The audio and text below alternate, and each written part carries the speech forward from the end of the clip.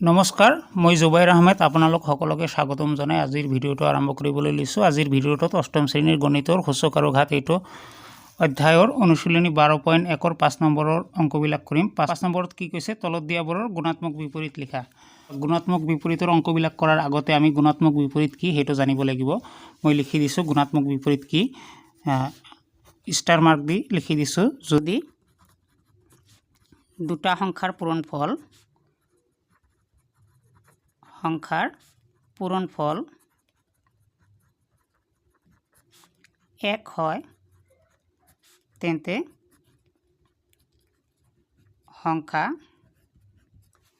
দুটাৰ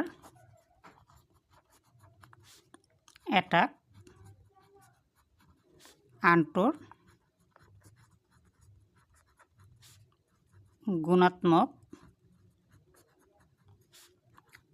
বিপৰীত বুলি কোৱা হয়। তো গুণাত্মক বিপৰীতৰ অংক কৰাৰ আগতে এইটো জানিব লাগিব গুণাত্মক বিপৰীত কাক কয়। তো গুণাত্মক বিপৰীতৰ আৰু দুটা নাম আছে, এটা হ'ল প্ৰতিক্ৰম বা অনন্যক। এই দুটা নামেৰেও কেতিয়াবা প্ৰশ্ন সোধে যে তলৰ সংখ্যাটোৰ প্ৰতিক্ৰম বাহিৰ কৰা, তাৰমানে গুণাত্মক বিপৰীত বাহিৰ কৰিব কৈছে, বা অনন্য কি হ'ব এইটো বাহিৰ কৰা, তেতিয়াও গুণাত্মক বিপৰীত বুলি ক'ব। দুটা সংখ্যাৰ পূৰণফল এক কেনেকৈ হয় তাৰমানে সেইটো মই দেখুৱাই দি আছোঁ। যিহেতু আমাৰ এই অধ্যায়টো সূচক আৰু ঘাত, গতিকে আমি সূচকীয় ৰূপবিলাক দেখুৱাম। তাৰমানে যেনেকুৱা আমাৰ এটা a⁴m এইটো হ'ল সূচকীয় ৰূপ, ইয়াৰ গুণাত্মক বিপৰীত কি হ'ব, এইটো গুণাত্মক বিপৰীত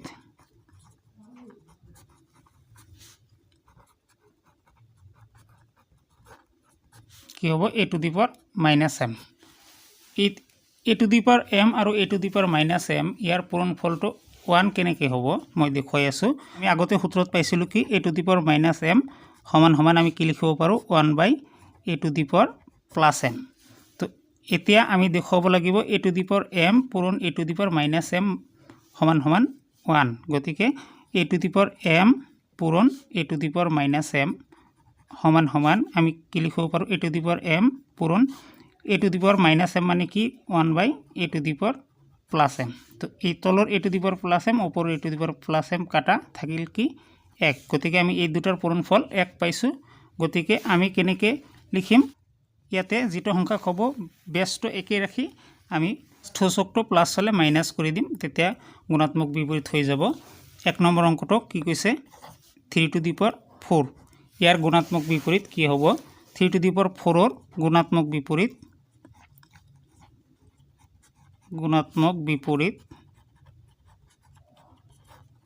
কি হ'ব 3⁻⁻4 প্লাছ আছে, গতিকে -4 হৈ যাব। 2 নম্বৰটোত কি কৈছে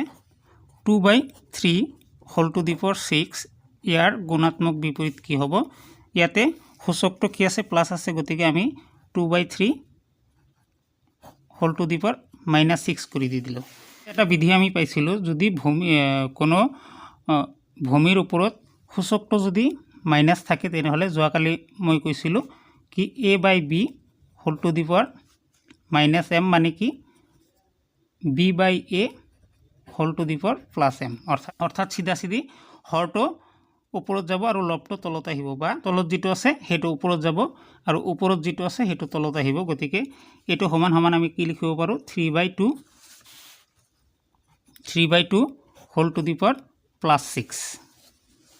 তাৰপিছত 3 নম্বৰটোত কি কৈছে -4/9 ইয়াৰ গুণাত্মক বিপৰীত কি হ'ব -4/9 ইয়াতে 50টো কি আছে প্লাছ আছে, গতিকে -50 হ'ব। এতিয়া আমি সূচকটো ধনাত্মক সূচকীয় ৰূপত আনিব লাগিব, গতিকে প্লাছ আনিবলৈ গ'লে কি হ'ব, এই তলৰ হৰটো ওপৰত যাব আৰু লবটো তলত আহিব, তেনেহ'লে -9/4 এতিয়া সূচকটো প্লাছ হৈ গ'ল 50। তাৰপিছত 4 নম্বৰটোত কি কৈছে 3/4 - 5 ইয়াৰ গুণাত্মক বিপৰীত কি হ'ব ইয়াতে সূচকটো মাইনাস হৈ আছে গতিকে আমি কি কৰিম জাস্ট 3/4 এটোৰ সূচকটো প্লাস কৰি দিম অৰ্থাৎ +5 হৈ গল গুণাত্মক বিপৰীত তাৰ পিছত -2/3 হোল টু দি পাৱাৰ -9 ইয়াৰ গুণাত্মক বিপৰীত কি হ'ব ইয়াৰ গুণাত্মক বিপৰীত সমান সমান ইয়াতে সূচকটো মাইনাস আছে গতিকে আমি কেৱল সূচকটো প্লাস কৰি দিলে হৈ যাব -2/3 হোল টু দি পাৱাৰ +9 তাৰ পিছত 6 নম্বৰটোত কি কৈছে 3/8 হোল টু দি পাৱাৰ -4 ইয়াৰ গুণাত্মক বিপৰীত কি হ'ব 3/8 ইয়াতে সূচকটো মাইনাস আছে গতিকে আমি সূচকটো কেৱল প্লাস কৰি দিলে হৈ যাব অৰ্থাৎ +4 এতিয়া আমি 6 নম্বৰত যাম 6 নম্বৰত কি কৈছে সৰল কৰা 6 নম্বৰ সৰল কৰা এটো সূচকীয় বিধি ব্যৱহাৰ কৰি কৰিব লাগিব প্ৰথমে 1 নম্বৰটোত কি কৈছে -4/5 whole to the power 3 into -4/5 whole to the power 2 বা স্কয়ার ইনটু -4/5 ঘাত একো দিয়া নাই গতিকে দিয়া নাই মানে ইয়াতে আমি মনে মনে 1 লিখিব পাৰিম এতিয়া চোৱা ইয়াতে -4/5 টো ভূমি হৈ আছে বেস ইয়াতেও -4/5 আছে ইয়াতেও -4/5 আছে ইয়াতেও -4/5 আছে অৰ্থাৎ আমি যে এটা সূত্ৰ পাইছিলো a to the power m পূৰণ a to the power n সমান সমান a to the power m plus n মানে ভূমি যদি একে থাকে ঘাতবিলাক যোগ হয় একদম ইয়াতে কি ভূমি একে আছে গতিকে আমি কি কৰিম ভূমিটোৰ ওপৰত ঘাতবিলাক যোগ কৰিম অৰ্থাৎ -4/5 হোল টু দি পাৱাৰ ঘাত কি আছে প্ৰথমে 3 প্লাস তাৰ পিছত 2 তাৰ পিছত 1 এতিয়া -4/5 ঘাতবিলাক যোগ কৰিলে 3 আৰু 2 যোগ কৰিলে 5 5 ৰ লগত 1 যোগ কৰিলে কিমান হ'ব 6 তাৰ পিছত 2 নম্বৰটোত কি কৈছে 5/3 হোল টু দি পাৱাৰ 0 পূৰণ 5/3 হোল টু দি পাৱাৰ -3 পূৰণ 5/3 হোল টু দি পাৱাৰ -2 তো এই অঙ্কটোত মন দিব লাগিব ইয়াতে ভূমি কি হৈ আছে 5/3 তিনটাতে 5/3 হৈ আছে এটো ভূমিৰ ওপৰত 0 আছে ভূমিৰ ওপৰত যদি 0 থাকে আমি সূত্ৰত পাইছিলো a টু দি পাৱাৰ 0 মানে কি 1 ভূমিৰ ওপৰত 0 থাকিলে 1 গতিকে আমি এইখিনি সমান সমান কি লিখিব পাৰো 1 পূৰণ ইয়াতে বাকি দুটাত ভূমি একে আছে অৰ্থাৎ a to the power m পূৰণ a to the power n সমান সমান a to the power m plus n এনেকুৱা হৈ গৈছে গতিকে আমি কি লিখিব পাৰিম 5/3 হোল টু দি পাৱাৰ এতিয়া ঘাতবিলাক যোগ কৰিম -3 যোগ -2 তো এক যিকোনো সংখ্যাৰ লগত পূৰণ কৰিলে সেই সংখ্যাটো হয় গতিকে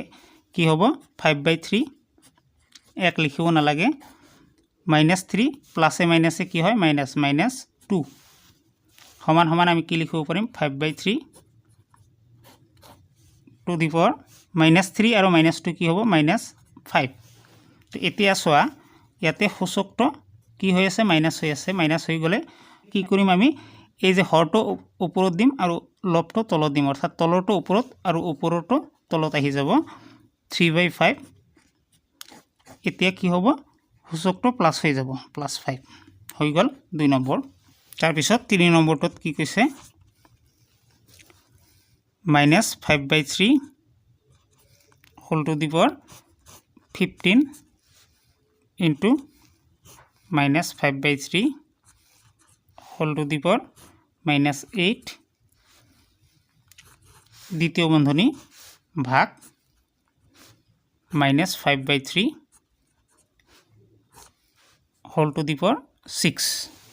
তো এই অঙ্কটো আমি কেনেকৈ কৰিম প্ৰথমে আমি এই দ্বিতীয় বন্ধনীৰ এই ভিতৰৰ কামখিনি কৰিম ইয়াতে সোয়া ভূমি -5/3 ইয়াতেও ভূমি -5/3 হৈ আছে ভূমি যদি একে থাকে কি হয় ঘাতবিলাক যোগ হয় গতিকে আমি কি লিখিব পাৰিম -5/3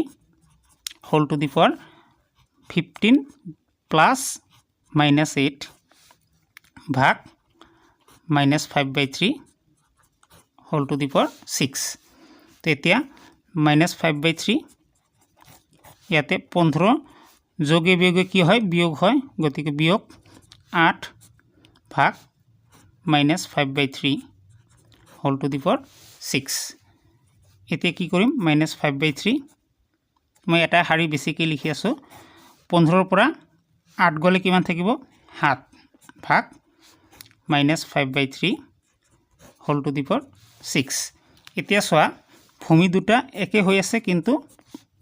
ইয়াতে কি আছে ভাগ আছে অৰ্থাৎ আমি এটা সূত্ৰ পাইছিলোঁ a to the power m ভাগ a to the power n সমান সমান a to the power m minus n গতিকে ইয়াতেও সেম আছে গতিকে আমি কি লিখিম ভূমিটো লিখি minus 5/3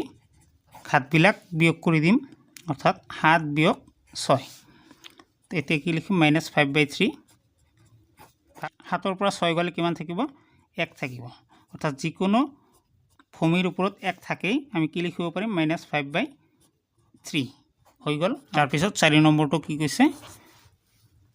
minus 3/2 whole to the power minus 5 into minus 3/2 whole to the power minus 7 into minus 2/3 whole to the power 8 into minus 2/3 whole to the power 4 এই অংকটোত চোৱা ইয়াতে এই দুটাৰ ক্ষেত্ৰত ভূমি একে আছে আৰু এই দুটাৰ ক্ষেত্ৰত ভূমি একে আছে অৰ্থাৎ এইটোৰ লগত এইটোৰ ভূমিৰ মিল নাই কিন্তু এই দুটাৰ ভূমি একে আৰু এই দুটাৰ ভূমি একে গতিকে ভূমি যদি একে থাকে ঘাতবিলাক যোগ হয় গতিকে এই দুটাৰ ক্ষেত্ৰত আমি ঘাতবিলাক যোগ কৰি দিওঁ minus 3/2 whole to the power কি হয় মাইনাছ 5 প্লাছ মাইনাছ 7 ইনটু ইয়াতে minus 2/3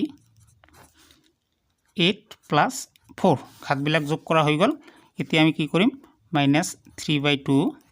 whole to the power এই মাইনাছ 5 প্লাছে মাইনাছে কি হ'ব মাইনাছ 7 ইনটু এটা শাৰী বেছিকৈ লিখিলোঁ মাইনাছ 2/3 8 প্লাছ 4 এতিয়া আমি ঘাতবিলাক যোগ কৰিম মাইনাছ 3/2 মাইনাছ 5 আৰু মাইনাছ 7 কি হ'ব মাইনাছ 12 ইনটু মাইনাছ 2/3 8 আৰু 4 যোগ কৰিলে কিমান হ'ব 12 হ'ব আমি আগতে কৈছিলোঁ যদি সূচকটো মাইনাছ হয় তেনেহ'লে আমি কি কৰিব পাৰিম আমি এই তলৰ হৰটো ওপৰত দিব পাৰিম আৰু ওপৰৰ লবটো তলত দিব পাৰিম আৰু তেতিয়া কি হ'ব সূচকটো প্লাছ হৈ যাব গতিকে minus 2/3 whole to the power এতিয়া কি হ'ব plus 12 into minus 2/3 whole to the power plus 12 ইয়াতে এতেকে ভূমি ইয়াতে এতিয়া ভূমিটো সেম হৈ আছে মাইনাছ 2/3 গতিকে আমি কি কৰিম মাইনাছ 2/3 সূচকবিলাক যোগ কৰিম 12 যোগ 12 এতিয়া minus 2/3 whole to the power 12 আৰু 12 যোগ কৰিলে কিমান হ'ব 24 যেহেতু সূচকটো ধনাত্মক আছে গতিকে এই মাইনাছটো প্লাছ হৈ যাব অৰ্থাৎ কি লিখিম আমি 2/3 হোল টু দি পাৱাৰ 24 হৈ গ'ল 4 নম্বৰ এতিয়া আমি 5 নম্বৰ কৰিম 5 নম্বৰত কি কৈছে 3 to the power minus 4 whole to the power minus 2 into 3 to the power minus 5 into whole to the power 2 ভাগ 3 to the power minus 2 into whole to the power minus 3 এই অংকটোত প্ৰথমে আমি কি কৰিম ইয়াতে যদি এনেকুৱা থাকে এটা সূত্ৰ মনত কৰা a to the power m whole to the power n মানে কি a to the power m পূৰণ n অৰ্থাৎ এই সূচক দুটা বা ঘাত দুটা পূৰণ হৈ যায় গতিকে আমি ইয়াতে কি কৰিম 3 টু দি পাৱাৰ মাইনাছ 4 পূৰণ মাইনাছ 2 পূৰণ 3 টু দি পাৱাৰ ইয়াতেও সেম মাইনাছ 5 পূৰণ 2 ভাগ 3 টু দি পাৱাৰ ইয়াতেও সেম সূচক দুটা পূৰণ হ'ব মাইনাছ 2 পূৰণ মাইনাছ 3 এতিয়া 3 টু দি পাৱাৰ ইয়াতে কি হ'ব মাইনাছে মাইনাছে প্লাছ হ'ব 4 আৰু 2 পূৰণ কৰিলে 4 2 গুণ 8 পূৰণ 3 টু দি পাৱাৰ ইয়াতে যেহেতু এটা মাইনাছ আছে গতিকে মাইনাছ 5 আৰু 2 পূৰণ কৰিলে 5 2 গুণ 10 ভাগ 3 টু দি পাৱাৰ ইয়াতে মাইনাছ আৰু মাইনাছে প্লাছ হ'ব 2 আৰু 3 পূৰণ কৰিলে 3 2 গুণ 6 এতিয়া ইয়াতে ভূমি একে হৈ আছে 3 হৈ আছে আৰু পূৰণ আছে গতিকে ভূমি যদি একে থাকে পূৰণ থাকে তেনেহ'লে কি হয় ঘাতবিলাক যোগ হয় অৰ্থাৎ 3 টু দি পাৱাৰ 8 যোগ -10 ইন ভাগ 3 টু দি পাৱাৰ 6 গতিকে 3 টু দি পাৱাৰ 8 যোগে বিয়োগে কি হ'ব বিয়োগ 10 ভাগ 3 টু দি পাৱাৰ 6 এতিয়া মই ইয়াতে শেষ কৰোঁ কি কৈছে ইয়াতে চোৱা একে ভূমি আছে আৰু ভাগ আছে অৰ্থাৎ a to the power m ভাগ a to the power n অৰ্থাৎ 3 টু দি পাৱাৰ 8 পৰা 10 গ'লে কি হ'ব -2 ভাগ 3 টু দি পাৱাৰ 6 ইয়াতে চোৱা ভূমি একে আছে a to the power m ভাগ a to the power n মানে কি a to the power m - n গতিকে 3 টু দি পাৱাৰ -2 -6 সূচকবিলাক বিয়োগ হ'ল অৰ্থাৎ 3 টু দি পাৱাৰ -2 আৰু -6 কিমান হ'ব -8 এতিয়া যেহেতু সূচকটো মাইনাস হৈ আছে গতিকে আমি কি লিখিব পাৰিম 1/3 টু দি পাৱাৰ 8 সূচকটো প্লাছত আনি দিলোঁ হৈ গ'ল 5 নম্বৰ তো শ্ৰদ্ধাৰ ভিউৱাৰসকল আৰু মৰমৰ ছাত্ৰ ছাত্ৰীসকল যিসকলে মোৰ ভিডিঅ'টো চাই আছে ভিডিঅ'টো ভাল লাগিলে কমেণ্ট কৰি জনাবা লগতে বেছি বেছিকৈ শ্বেয়াৰ কৰিবা যাতে আনেও চাব পাৰে